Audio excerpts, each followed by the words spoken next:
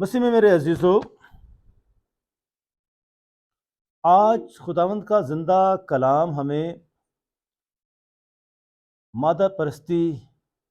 سے دور رہنے کی دعوت دیتا ہے کہ ہم مادہ پرست نہ ہو جائیں۔ مادہ پرستی جو ہے یہ خدا سے ہمیں دور کر سکتی ہے۔ مادہ پرستی سے مراد یہ ہے کہ انسان اپنے مال و دولت کا پجاری بن جائے، اسے صرف اپنے مال و دولت کی فکر ہو، اور ایسا شخص کاروباری بھی ہو سکتا ہے کہ وہ مختلف کاروبار کرتا ہے، بزنس کرتا ہے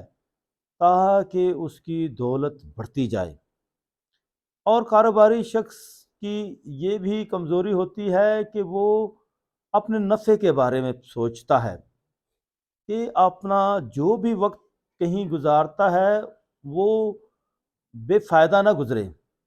گویا اس کے لیے وہ وقت بہت قیمتی ہوتا ہے، وہ اپنے وقت کو استعمال کر کے پیسے کمانا چاہتا ہے، وہ جو ہے پیسے کے پیچھے بھاگتا رہتا ہے کہ اس کی دولت بڑھتی جائے۔ اور ایسا کاروباری شخص جو ہے خدا کی بادشاہت میں داخل نہیں ہو سکتا ہے، کیونکہ آج خدا کا کلام ہمیں یہ سکھاتا ہے کہ انسان دو مالکوں کی خدمت نہیں کر سکتا ہے،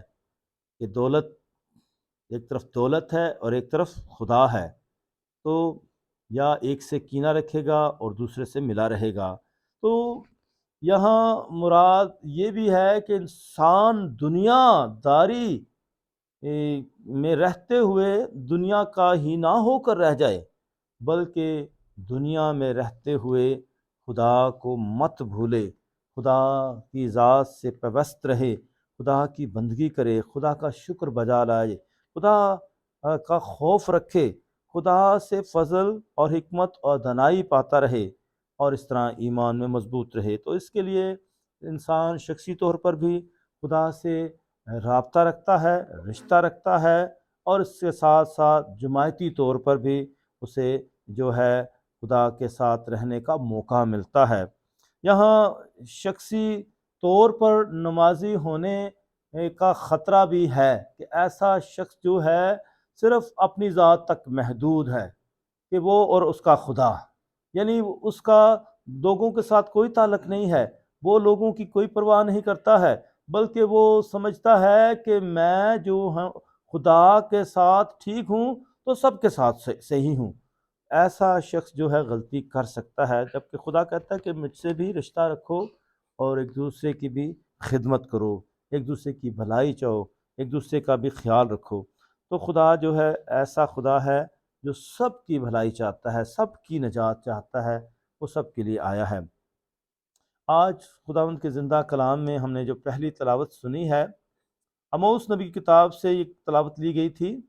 اموس نبی جو ہے سوشل جسٹس کا نبی ہے، یعنی سماجی انصاف کی بات کرتا ہے۔ یعنی اس کے دور میں لوگ بہت کاروباری تھے، اور وہ اپنے کاروبار کی فکر کرتے تھے، کیونکہ یہ یہودی معاشرہ تھا، اور اس وقت جو ہے سبت کا دن خداوند کے لیے مخصوص ہے، اور سبت کے روز جو ہے صرف خدا ہی کی باتیں کی جاتی ہیں، خدا کے ساتھ گزارا جاتا ہے، کاروبار کی فکر نہیں کی جاتی ہے۔ تو اس وقت کے لوگوں کے لیے سبت کا دن جو ہے بہت بھاری ہوتا تھا، وہ کہتے تھے کہ یہ سبت کا دن جو ہے جلدی جلدی ختم ہو جائے تاکہ ہم اپنی منڈی میں جائیں، اپنے جو ہے سامان فروخت کریں۔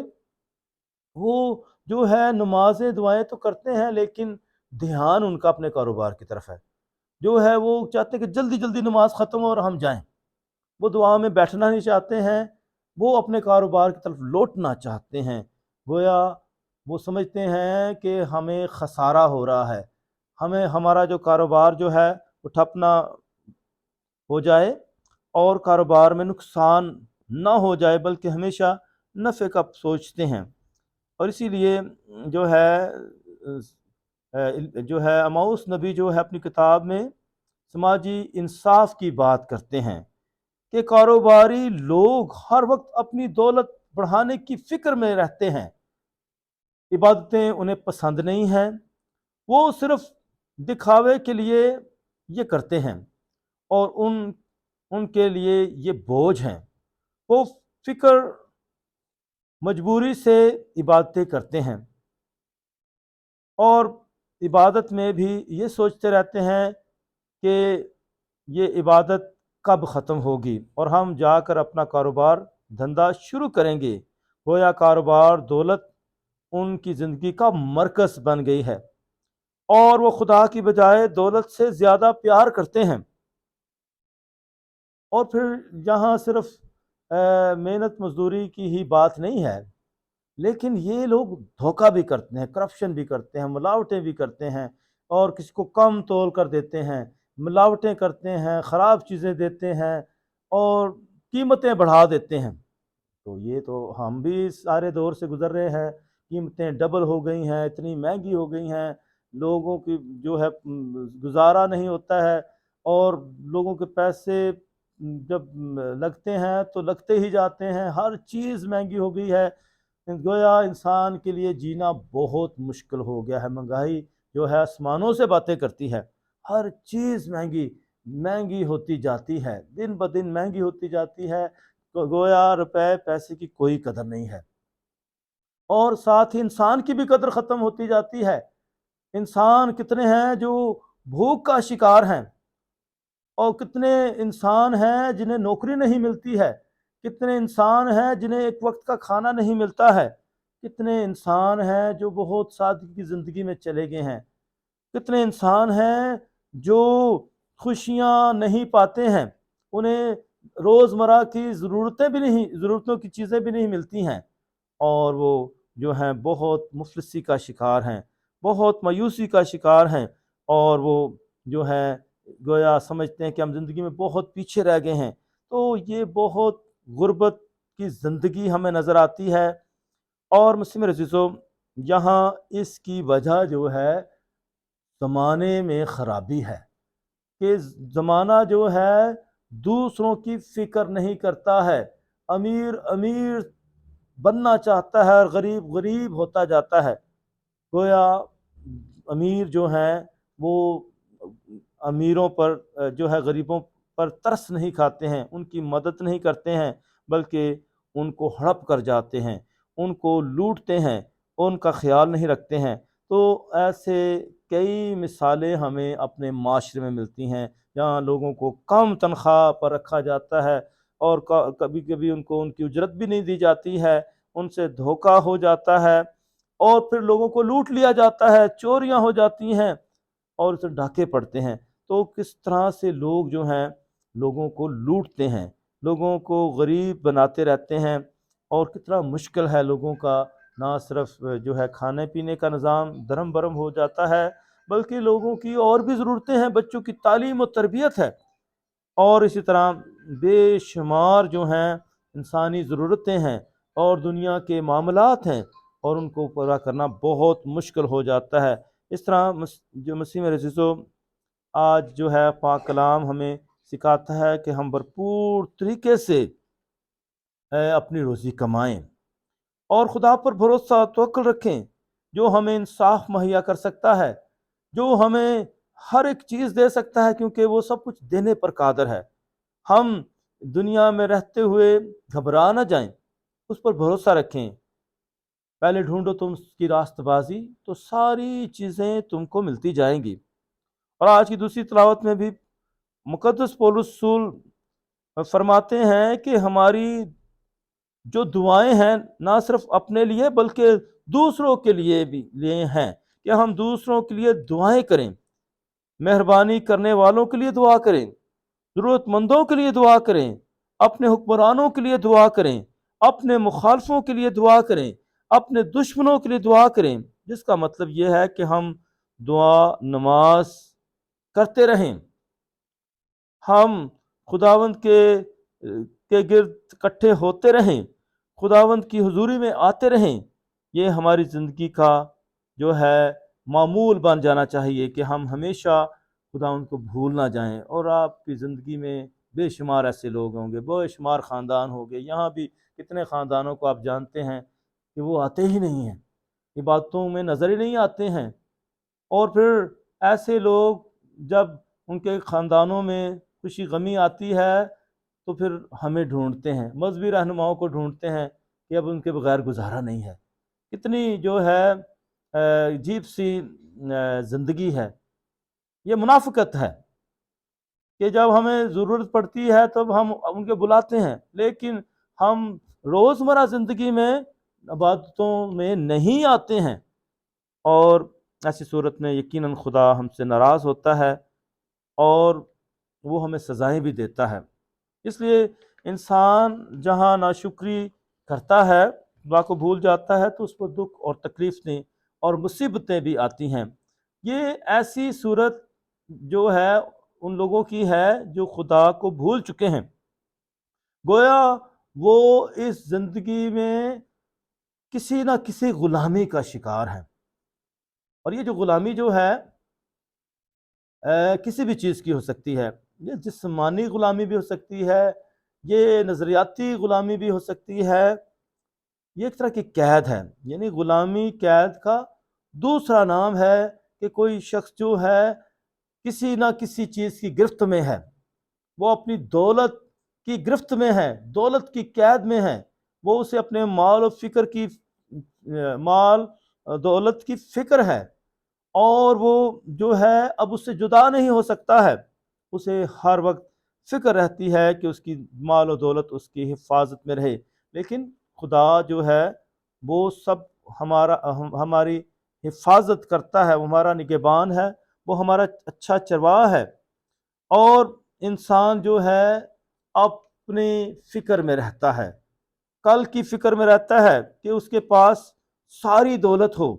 اور اسے کسی کا محتاج نہ رہنا پڑے، اور وہ اپنی دولت پر گھمنڈ کرتا ہے، اپنے اثر و رسوخ پر گھمنڈ کرتا ہے، اپنی قابلیت پر گھمنڈ کرتا ہے، تکبر کرتا ہے۔ لیکن مسیح میرے عزیزو، یہ ساری چیزیں ختم ہو جاتی ہیں جب انسان کا دم نکل جاتا ہے، جب موت آتی ہے، سب کچھ ختم ہو جاتا ہے، سب کچھ یہی رہ جاتا ہے، ساری دولت یہیں رہ جاتی ہے، ساری کمائی یہاں رہ جاتی ہے، سب کچھ یہیں رہ جاتا ہے، اوروں کے کام آ جاتا ہے۔ تو اس طرح انسان ایسے ہی بھاگتا رہتا ہے، دھوکے فریب کرتا رہتا ہے، خدا کے ساتھ نہیں چلتا ہے۔ تو مسیح میرے عزیزو، ایسے اشخاص جو ہیں وہ قید میں ہیں، وہ غلامی کی زندگی بسر کر رہے ہیں، اور یہ غلامی جو ہے ہماری زندگی میں آتی ہے۔ بچے پیدا ہوتے ہیں، وہ اپنے بڑوں کے رحم و کرم پر ہوتے ہیں، بچے اسکولوں میں جاتے ہیں، وہ اساتذہ کے سپرد ہوتے ہیں، وہاں ساری طرف آپ کو تابع داری ملے گی کہ تابع دار رہنا ضروری ہے۔ بچوں کو خاندان میں بھی تابع داری کا مظاہرہ کرنا ہوگا، بچوں کو تعلیمی اداروں میں بھی تابع داری کا مظاہرہ کرنا ہوگا، ایک طرح سے یہ بھی اپنے آپ کو سپرد کرنا ہے، کسی کے فرما بردار بننا ہے۔ اسی طرح جب جو ملازمت میں بھی جائیں گے تب بھی تابع داری سے گزرنا ہوگا۔ تو یہ جو کسی مقصد کے تحت ہے تابع داری ہے، یہ مثبت تابع داری ہے اور بہتر تابع داری ہے، کیونکہ کلام مقدس میں لکھا ہے خود کہ اعلیٰ حکومتوں کے تابع دار رہو۔ اعلیٰ حکومتیں خداوند کی طرف سے ہی ہیں۔ تو مسیح میرے جو یہ ہمیں غلامی نہیں لگتی ہے، بظاہر غلامی کا مطلب ہے بے بسی، کہ ہم غلام ہیں، ہم قیدی ہیں، ہم لاچاری کی زندگی گزارتے ہیں، ہمیں خاموش رہنا ہوگا، ہمیں مجبوری کی زندگی گزارنی ہوگی، کمزوری کی زندگی گزارنی ہوگی۔ گویا یہ کمزوری کا عالم ہے، یہ کسی قسم کی مکمل گرفت میں ہونا ہے۔ یہ غلامی جو ہے چند لمحات کی بھی ہو سکتی ہے یا پھر ساری زندگی کی بھی ہو سکتی ہے۔ یہ صرف جو غلامی کا تصور ہے، یہ کام کی حد تک نہیں ہے جو آپ کام کرتے ہیں یا جو چیزیں آپ کے ساتھ ہیں۔ یہ غلامی جو ہے انسانی رشتوں میں بھی پائی جاتی ہے۔ جس کے ساتھ شادی ہوگی، ساری زندگی آپ نے اس کے ساتھ رہنا ہے، اس میں چاہے جتنی مرضی خامیاں ہوں۔ اب تو رشتہ ہو گیا ہے، اب تو شادی ہو گئی ہے، اب تو اسے نبھانا پڑے گا۔ تو یہ سلسلہ جو ہے ہمارے رشتوں میں بھی ہے، خاندانی زندگی میں بھی ہے، برادری میں بھی یہ سلسلے ہیں کہ ابھی ہمارے آپس کے جو تعلقات ان کو نبھانا پڑے گا، برادری کے ساتھ چلنا پڑے گا، ملک کے ساتھ چلنا پڑے گا، اور اسی طرح اسی میں ہماری بقا ہے، ہماری زندگی ہے کہ ہم ایسی زندگی بسر کریں۔ وہ لوگ جو اپنے نظام کی مخالفت کرتے ہیں، بغاوت کرتے ہیں، اور پھر تاکہ تبدیلی آ جائے یا بہتری آ جائے، تو اس صورت میں تبدیلی آتی ہے جب اس پر ظلم ہو رہا ہو، جب ان پر تشدد ہو رہا ہو، تو خدا بھی ان کا ساتھ دیتا ہے۔ لیکن خدا جو ہے، جو درست قسم کی تابعداری ہوتی ہے، جو اوبیڈینس ہوتی ہے، جو اس طرح کی غلامی ہوتی ہے، خدا کی بھی اس میں رضا ہوتی ہے، تاکہ نیکی ہوتی رہے، تاکہ خدا کا جو منصوبہ ہے، خدا کی رضا جو ہے وہ پوری ہوتی رہے۔ اس لیے زمانہ ہمیں بہت ظالم نظر آتا ہے، زمانہ ہم پر بہت قوانین لاگو کرتا ہے، پابندیاں لگاتا ہے، جینے کی اجازت نہیں اور مرنے بھی نہیں دیتے، جینے کی اجازت نہیں اور مرنے بھی نہیں دیتے، یہ ظالم کسی رستے سے گزرنے بھی نہیں دیتے۔ اس لیے دنیا میں انسانوں کو ظلم اور تشدد میں بغاوت ہی نے انسان کو انصاف اور آزادی مہیا کی ہے۔ نیلسن منڈیلا جو تھا، ساؤتھ افریقہ کی آزادی کے لیے 27 سال تک قید میں رہا، اس نے قید کاٹی ہے۔ تو اسی طرح ہمیں دنیا میں بھی قید میں جانے کی وجوہات ملتی ہیں، لوگ جاتے ہیں۔ بائبل مقدس میں بھی ہم نے دیکھا ہے، آدم اور حوا جو ہے شیطان کا کہنا مان کے اس کی غلامی میں چلے گئے، خدا سے دور ہو گئے۔ بنی اسرائیل جو ہے خدا کو چھوڑ کر اور جس طرح بت پرستی میں چلے گئے، تو وہ مصر کی غلامی میں چلے گئے،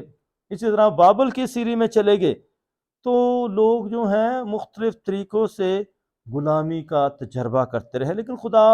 اپنے لوگوں کو آزاد کرنے کے لیے جو ہے لوگوں کو بھیجتا رہا ہے، نبیوں کو بھیجتا رہا ہے۔ نبی بھی جو ہیں قید میں گئے اور انہوں نے بھی قید کا تجربہ کیا ہے۔ اسی طرح یوحنا طباغی جو حق اور سچ کی خاطر قید میں چلا جاتا ہے، یسوع مسیح بھی جو ہے قید کا تجربہ کرتا ہے۔ وہ کس سلاخوں کے پیچھے نہیں گیا، لیکن وہ رومی حکومت کی غلامی میں جاتا ہے، اس پر مقدمہ ہوتا ہے، اسے سزا ملتی ہے، اسے صلیب پر چڑھا دیا جاتا ہے، لیکن اس کی یہ غلامی جو تھی ہماری بہتری کے لیے تھی، اس کی تکلیف، اس کی اذیت اور اس کی موت ہماری نجات کے لیے تھی۔ اس لیے مسیح میرے عزیزو، خداوند ہمیں سکھاتے ہیں کہ ہم ان حالات میں بھرپور طریقے سے ایمان اور بھروسے کی زندگی بسر کریں۔ ایک دن ہم نے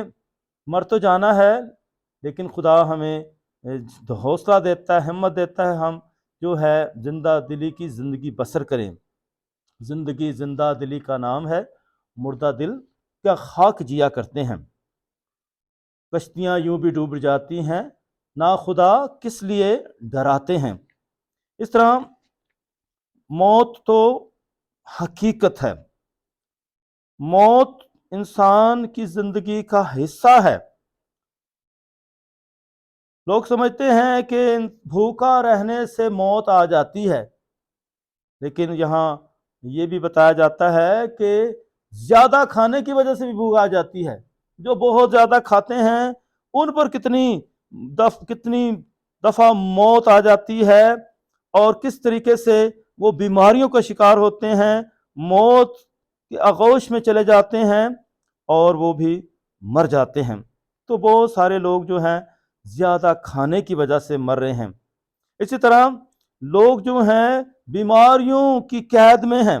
بیماریوں میں مر جاتے ہیں۔ بہت سارے لوگ جو ہیں کمزوریوں کا شکار ہیں، اور وہ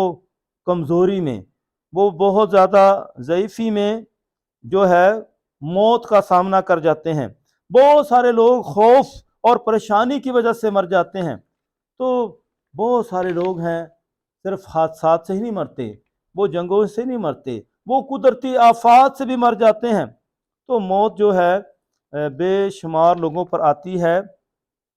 اور بے شمار لوگ جو ہیں مر چکے ہیں،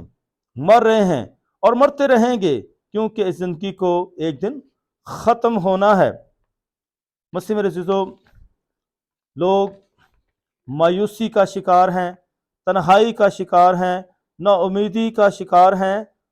اور اسی طرح لوگ مرتے رہتے ہیں۔ اور مسیح میرے عزیزو، انسان جب دنیا میں رہتے ہوئے دنیا کی فکر زیادہ کرتا ہے، دنیا کا ہو کر رہ جاتا ہے، تو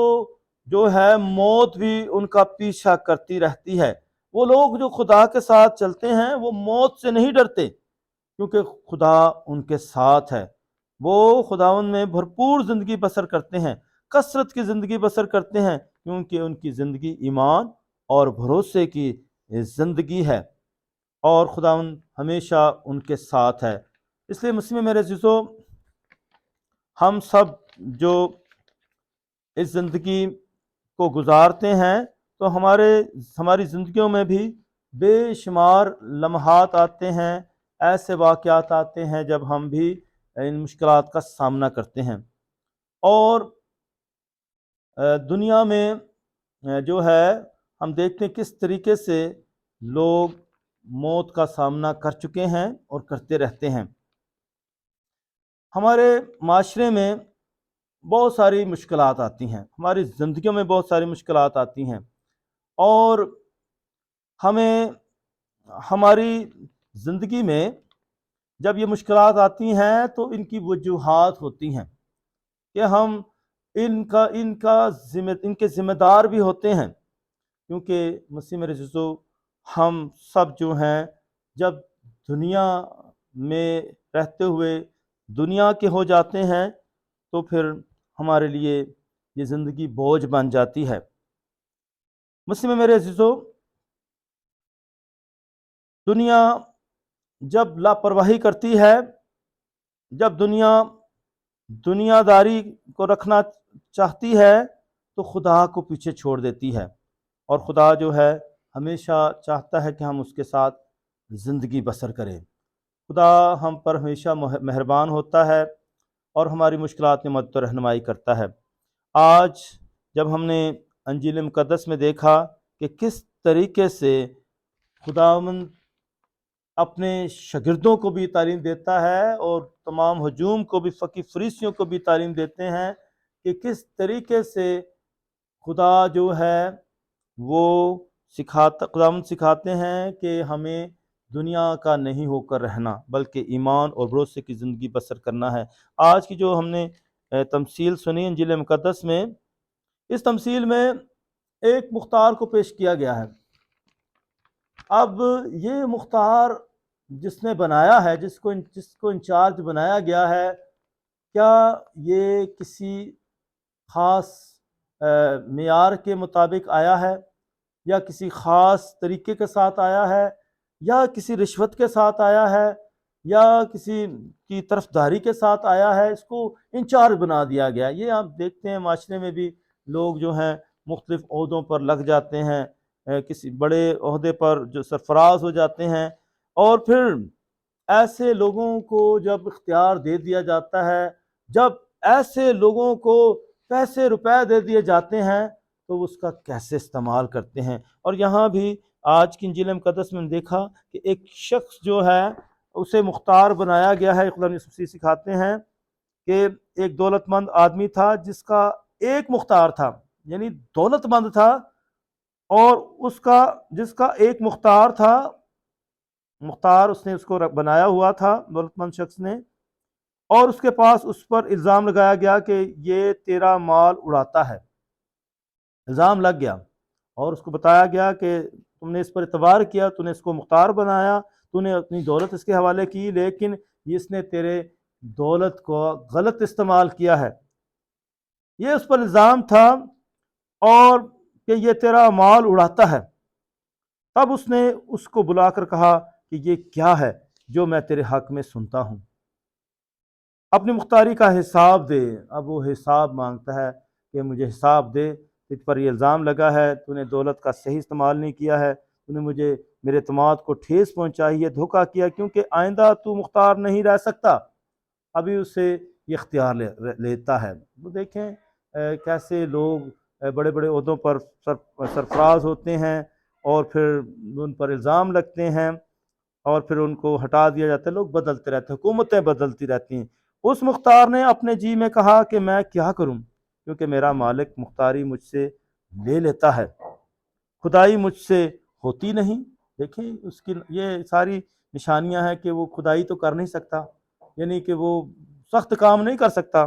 اور بھیک مانگنے سے مجھے شرم آتی ہے۔ یہ بھی نہ محنت مشقت کرنا پسند کرتا ہے، نہ پیسے مانگنا جو ہے مانگنا چاہتا ہے۔ مجھے معلوم ہے کہ کیا کرنا چاہیے، لیکن وہ یہ بڑا ہوشیار ہے، بہت ہوشیار ہے، تاکہ جب مختاری سے معزول ہو جاؤں تو لوگ مجھے اپنے گھروں میں جگہ دیں۔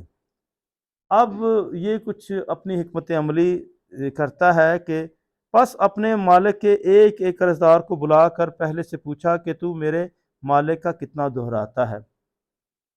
تو ابھی جو کس طریقے سے یہ رابطے کرتا ہے اور ان سے پوچھتا ہے، اور ابھی یہ کاغذی کارروائی کرنے لگا ہے، جھوٹ کے ساتھ لکھنے لگا کہ کس نے اتنے پیسے لیے اور یہاں لگ گئے ہیں۔ اور اس نے کہا 100 بات تیل، اور اس نے اس سے کہا کہ اپنی دستاویز لے اور جلد بیٹھ کر 50 لکھ دے۔ پھر دوسرے سے کہا تو کتنا دہراتا ہے؟ اس نے کہا 100 گز گیہوں۔ اس نے اس سے کہا اپنی دستاویز لے اور 80 لکھ دے۔ تب مالک نے بددیانت مختار کی تعریف کی۔ مالک کو پتا ہے کہ یہ کیا کر رہا ہے اور اس نے تعریف کی، یعنی مالک نے اس کی جو کارروائی کی ہے، طریقہ کار ہے، اس کی تعریف کی، اس لیے کہ اس نے ہوشیاری کی تھی، کیونکہ اس دنیا کے فرزند نور کے فرزندوں کی نسبت اپنے طور طریق میں زیادہ ہوشیار ہیں۔ پس میں تم سے کہتا ہوں کہ ناراستی کی دولت سے اپنے لیے دوست پیدا کرو، تاکہ جب وہ تم سے جاتی رہے تو یہ دائمی مسکنوں میں تم کو قبول کریں۔ دیکھیں یہاں بتانے کا مقصد یہ ہے، یہ پڑھنے کا، کہ ہم اس زندگی میں بے شمار آپ جانتے ہو کہ بہت سارے لوگ ہیں کتنے ہوشیار ہیں، ہمارے پاس کہتے ہیں ہمارے پاس پیسے نہیں ہیں۔ جب ہم کہتے ہیں چرچ کی بات کرتے ہیں، جی چرچ کے لیے پیسے دیں، ہیں تو ہمارے پاس پیسے نہیں ہیں۔ چرچ کی بات کرتے ہیں، کلیسیا کی بات کرتے ہیں، لیکن گاڑیاں خریدنے کے لیے پیسے ہیں، اور اپنی ضروریات پوری کرنے کے لیے پیسے ہیں، سارے کام ہو رہے ہیں، پیسے اور کاموں کے لیے ہیں، گھروں کے لیے ہے، دوسری تقریبات کے لیے ہیں، سب کام ہو رہے ہیں، لیکن جب مذہبی بات ہوتی ہے، کلیسیا کی بات ہوتی ہے، جماعت کی بات ہوتی ہے، ہمارے پاس پیسے نہیں، کیونکہ ہم اپنے پیسے جو ہیں اپنے کاروبار میں انویسٹ کر رہے ہیں، ہم اپنے شوق پر انویسٹ کر رہے ہیں، ہم کہاں کہاں پیسے لگا رہے ہیں۔ مسیح میرے عزیزو، ہمارے پاس بہت سارے بہانے ہیں، عبادتوں میں آنے کے بھی بہت سارے، نہ آنے کے بھی بہت سارے بہانے ہیں، اور اسی طرح جو ہیں کلیسیا کے معاملات میں بھی مدد نہ کرنے کے بھی بہت سارے بہانے ہیں، اور اس طرح جو ہیں ہمیں اس طرح کے بہت سارے ہوشیار لوگ نظر آتے ہیں۔ بہت ہوشیاری ہے، بہت اسے چلاکی ہے، ہوشیاری ہے، اور اس طرح یہ سب جو ہے اس طرح کے کاروبار کرنا یا اس طرح کا رویہ رکھنا کہ دوسروں کے ساتھ مل کر نہ چلنا، تو اس طرح جو ہیں بے شمار لوگ کر رہے ہیں۔ تو ایسے لوگ یقیناً بہت مایوسی کا شکار ہوں گے، زندگی میں بہت سارے حادثات ہو جاتے ہیں، گاڑیاں بھی چلی جاتی ہیں، گھر بھی چلے جاتے ہیں، کاروبار بھی خراب ہو جاتے ہیں، دولت بھی ختم ہو جاتی ہے، کچھ بھی نہیں رہتا ہے، کچھ بھی ہو سکتا ہے زندگی میں، بیماریاں آ سکتی ہیں، 100 حادثات ہو سکتے ہیں۔ تو میں نے بتایا کہ صرف موت جو ہے اس کئی طریقوں سے آ سکتی ہے، کئی طریقے ہیں، یہ نہیں کہ ایک طریقہ ہے، موت کسی بھی لمحے آ سکتی ہے، کسی بھی صورت میں آ سکتی ہے، حالات بدل سکتے ہیں۔ تو اس طرح جو ہیں بہت ساری زندگی میں مشکلات آ سکتی ہیں۔ ہم جب پیسے انویسٹمنٹ کی بات کرتے ہیں، پیسوں کو کہاں انویسٹ کریں، کہاں استعمال کریں، وہ لوگ جو پیسے کو صحیح جگہ پر لگاتے ہیں اس کے نتائج بھی اچھے نکلتے ہیں۔ آج لوگ اپنے پیسے کو کہاں انویسٹ کر رہے ہیں، کہاں استعمال کریں؟ وہ خاندان جو اپنے پیسے کو بچوں کی تعلیم پر خرچ کر رہے ہیں، صحیح کر رہے ہیں، یہ صحیح جگہ ہے، جو بچوں کو ہنر سکھاتے ہیں، تعلیم دلاتے ہیں اور یہاں انویسٹمنٹ کرتے ہیں، وہ صحیح کرتے ہیں، وہ صحیح درخت لگاتے ہیں اور ایسے درخت جو ہیں پھلدار ثابت ہوتے ہیں۔ تو ہم نے کہاں اپنے پیسے کو لگانا ہے؟ اپنے شوق پر تو سب لگاتے ہیں، ہم نے اپنے پیسے کو دنیا کی عیش و عشرت پر لگاتے رہتے ہیں، دنیا کے فیشن پر لگاتے رہتے ہیں، دنیا کی عیاشیوں پر لگاتے رہتے ہیں، مذہب پر بھی لگاتے ہیں۔ ہمیں مذہب پر بھی تو لگانے کی ضرورت ہے کہ ہم مذہب میں بھی لگائیں، روحانیت میں بھی لگائیں۔ اور یہاں لکھا ہے کہ کس طریقے سے جو ہے ہم اس شخص یہاں اس کے حوالے سے بات ہوئی ہے، کیونکہ اس دنیا کے فرزند نور کے فرزندوں کی نسبت اپنے طور طریق میں زیادہ ہوشیار ہیں، بس میں تم سے کہتا ہوں کہ ناراستی کی دولت سے اپنے لیے دوست پیدا کرو، تاکہ جب وہ تم سے جاتی رہے تو یہ دائمی مسکنوں میں تم کو قبول کریں۔ تو دائمی مسکنوں میں یعنی خدا کی حضوری میں، خدا کی بادشاہت میں آپ کو حصہ ملے، خدا ان میں میراث پائیں، ہمیشہ کی زندگی پائیں۔ تو دولت کا صحیح استعمال بہت ضروری ہے۔ دولت صرف اپنی ذات کے لیے نہیں بلکہ جو ہے دوسروں کی بھلائی کے لیے ہو، مذہبی کاموں کے لیے بھی ہو، اس سے بہت برکت ملتی ہے، خدا بھی خوش ہوتا ہے۔ بس میرے عزیزو، اس طرح خدا کا کلام آج ہمیں سکھاتا ہے کہ ہم دولت کے پجاری نہ بنیں بلکہ ایمان اور بھروسے کی زندگی بسر کریں اور ایک دوسرے کا بھی خیال رکھیں، کیونکہ خدا چاہتا ہے کہ ہم بھرپور طریقے سے ایمان کے ساتھ زندگی بسر کریں،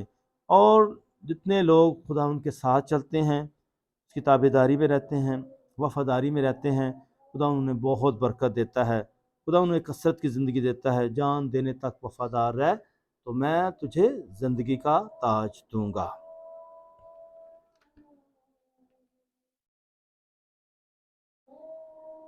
آئے ہم سب کھڑے ہیں اپنے